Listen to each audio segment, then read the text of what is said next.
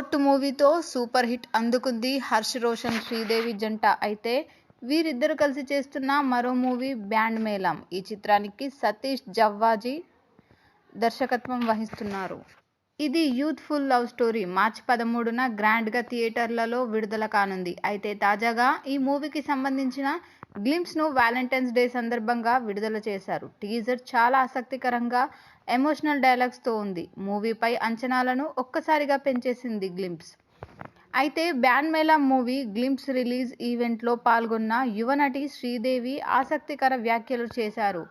ఆమె అంతకుముందు కోర్టు మూవీలో హర్ష్ రోషన్తో కలిసి నటించిన విషయం తెలిసిందే.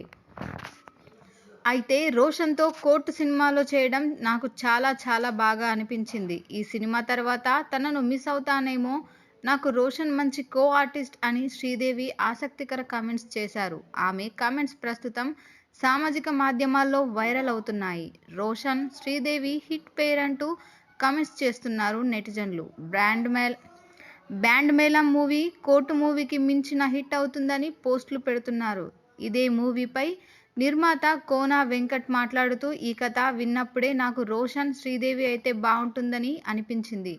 నాకు జీవితాంతం గుర్తుండిపోయే సినిమాగా బ్యాండ్ మేళం నిలుస్తుంది అని అన్నారు. మ్యూజిక్ డైరెక్టర్ విజయ్ బుల్గనిన్ మంచి ఆల్బమ్ ఇచ్చారు. అన్ని పాటలు అద్భుతంగా వచ్చాయని తెలిపారు. ఇక ఈ మూవీ మార్చి 13న థియేటర్లలో విడుదల కానుంది.